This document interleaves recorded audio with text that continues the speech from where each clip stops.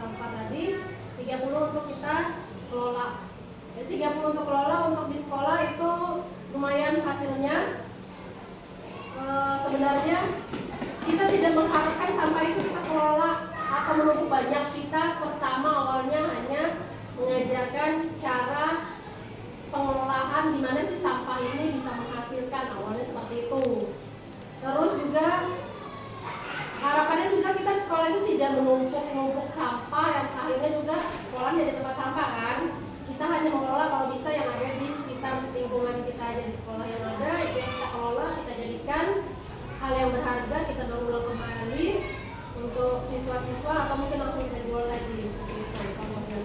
Contohnya di sekolah itu semuanya bisa jadi, dan anak-anak itu diajarkan untuk membawa sampahnya. Kalau umpamanya memang dia mau menabung sampahnya di sekolah, jadi kita timbang terus dimasukkan di dalam buku tabungan hasil timbangan tadi berapa jumlahnya itu, nanti dia nimbang sendiri, hitung sendiri, kalkulasi sendiri kan. Maksudnya itu kita ngajarin cara berhitungnya dia. Jadi guru-guru itu nggak perlu lagi suruh ngapal 1 kali 1, 1 kali 2 atau sampai perkalian yang ribet-ribet bahasa. Langsung aja kita praktek. Jadi anak langsung praktek. Kalau kita tuh biasa bahasanya seperti ini. Ayo ditimbang, mama udah nimbang nih. Harga tutup botol dia dapatnya 0,5 aja. Karena kan tutup botol ini kan sedikit ya. 0,5 aja. 0,5 kali 500 berapa? Setengah mati kan dia. Ngitungnya 0,5 kali 500. Jadi kalau mama kita ya bilang aja kalau kamu udah bisa ngitung, udah berarti butuh saja 0, selesai. Kamu berarti udah nimbang, kamu udah bisa ngitung. Bagaimana caranya bisa ngitung ya? Kalau anak-anak sudah kita ajarkan seperti itu, mau mau dia belajar ngitung. Nanti kan dia nulis di buku tabungannya. Jadi cara-cara seperti itu bisa berguna loh untuk anak-anak, dan juga guru tidak perlu repot-repot ini sekian, nanti dapat sekian. Enggak, kita cuma ngecek-ngecek aja nanti jumlahnya sama apa enggak, seperti itu. Bahasanya seperti itu. Jadi anak-anak itu kalau dia sudah mulai bahasanya rajin nabung di bank sampah atau di tabungannya sendiri, yang hasilnya itu dari sampah-sampah yang tidak digunakan lagi, yang seharusnya ke tempat sampah, ini sekarang kita manfaatkan. Modelnya seperti itu.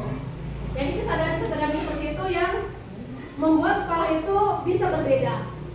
Jadi anak-anak itu sadar, oh berarti ini bisa nih, udah mulai deh ngambilin, dikumpulkan lagi, akhirnya ditimbang. Kemudian nanti di sekolah kita yang bagian menimbangkan, ada pengepul data, yang udah kita langsung jual.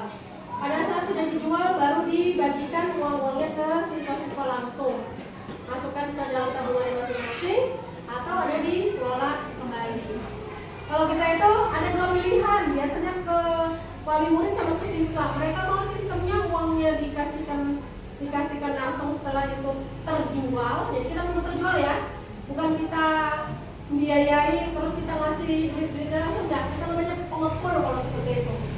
Tapi kalau umpamanya kita tunggu pengepulnya datang nimbang, biasanya kan itu timbangan kita sama pengepul itu kadang berbeda. Kalau umpamanya sama berarti pas timbangannya, tapi kadang ada kurang sama lebihnya benar-benar.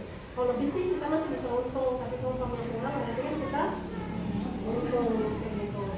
Jadi model-model seperti itu nanti kita kalkulasikan, baru kemudian kita taruh di tabungan anak-anak. Kalau ke wali murid itu bahasanya kami, karena kami itu sudah bermitra dengan yang namanya Pegadaian, biasanya kita konversi dari jumlahnya dia 50.000 di tabungan sampahnya, kita konversi ke tabungan emas, bahasanya seperti itu. Atau mungkin dia mau buka tabungan apa lagi, itu kita membantu mengkonversikan. Jadi kita tidak megang uang langsung dari pengepul yang datang, kita langsung konversikan ke tabungan masing-masing, uang tidak kita pegang. Jadi jangan sampai ada masalah di keuangan kita sendiri di sekolah cuma karena uang yang cuma ratus-ratusan sampai puluh-puluh ribuan. Tapi kalau ratusan puluh ribuan itu dipakai banyak, kalau setiap nimbang nih sudah datang pengepulnya, terus dikasihkan ke bagian yang pengelola, terus pengelolanya lupa ya, nanti ada penjual sayur lewat gitu kan, beli sayur terkurang kan uang yang pegang sendiri kan. Nah akhirnya itu kan nanti bermasalah di kita sendiri. Jadi tabungannya mereka masing-masing. Jadi kayak gitu aman, tabungannya anak-anak aman, hasilnya juga buat mereka. 30% yang kita kelola di sekolah itu caranya supaya kita bisa tetap berjalan